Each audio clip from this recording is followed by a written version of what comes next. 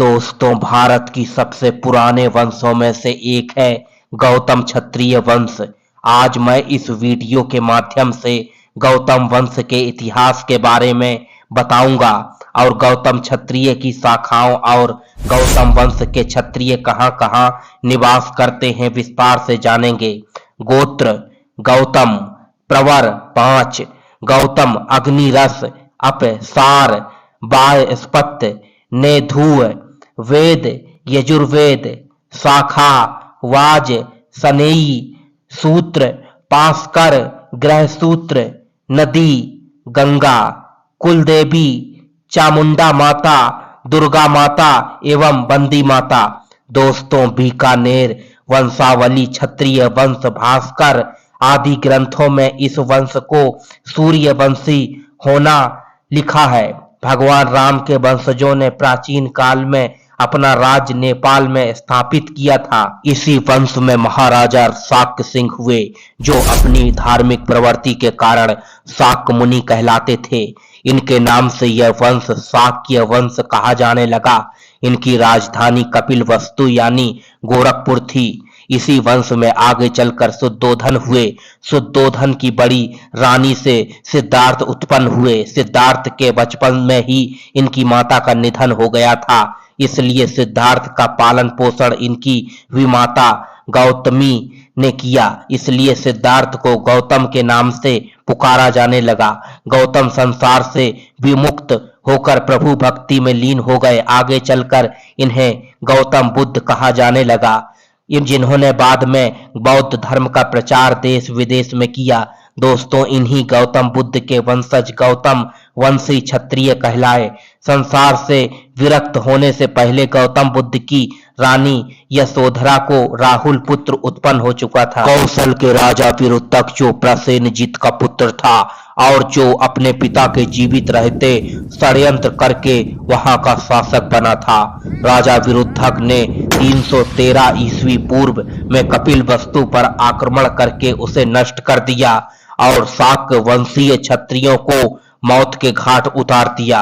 एक गौतम वंशीय क्षत्रिय पांडु, जो अमृतोदन का पुत्र था, जिसके पूर्वज आक्रमण से किसी प्रकार बच गए थे, उसने गंगा पार अरगल, जो वर्तमान में फतेहपुर उत्तर प्रदेश के नजदीक, जाकर अपना राज्य स्थापित किया।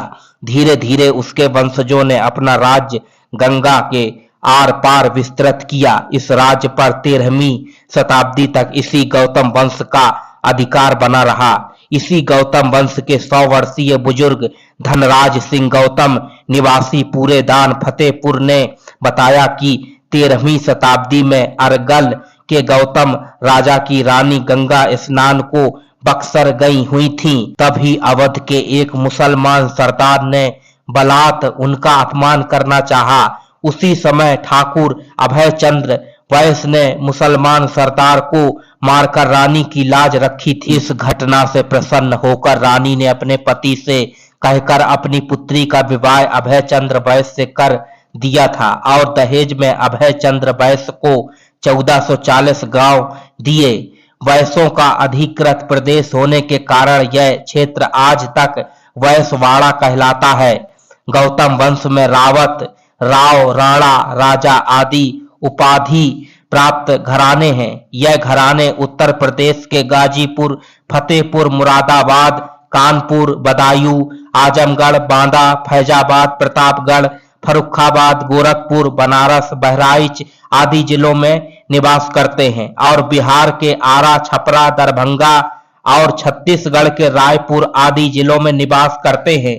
गौतम वंश के ठाकुर दिनेश सिंह गौतम ने बताया कि गौतम राजा अंगद देव ने रिंद नदी के किनारे अरगल नाम की आबादी को आबाद किया और गौतम वंश की राजधानी स्थापित किया। अंगद देव की पुत्री अंगार भती राजा कर्णदेव को ब्याही थी। अंगदेव ने अरगल से लगभग 3 किलोमीटर दक्षिण की ओर किला का निर्माण कराया था और इस किला का नाम सीकरी कोट रखा। यह किला खंडर के रूप में आज भी स्थित है। गौतम वंश की शाखाएं: नंबर 1, मौर्य वंश। इस वंश की उत्पत्ति का वर्णन हमें बौद्ध साहित्य में मिलता है। नंबर 2, कंडवार गौतम। गौतम वंश के कुछ क्षत्रिय कंडावत घाट में रहने के कारण कंडवार कहलाते हैं। यह बिहार के छपरा जिलों में रहते हैं। नंबर 3, गौतमिया। यह भी गौतम वंश की शाखा है। यह उत्तर प्रदेश के आजमगढ़ और गोरखपुर जिलों में निवास करते हैं। नंबर 4, गोनीहा।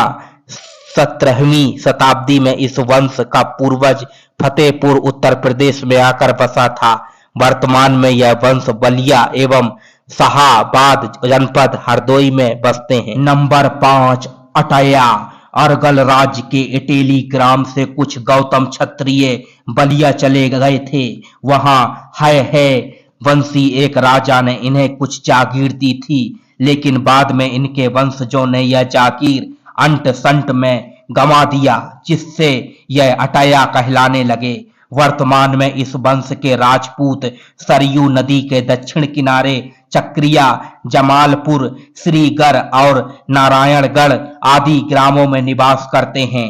दोस्तों, गौतम वंश की यह ऐतिहासिक जानकारी आपको कैसी लगी, कमेंट करके अवश्य बताएं, ताकि दूसरे क्षत्रिय वंश की जानकारी आप तक पहुंचाने में प्रोत्साहन मिले। धन्यवाद।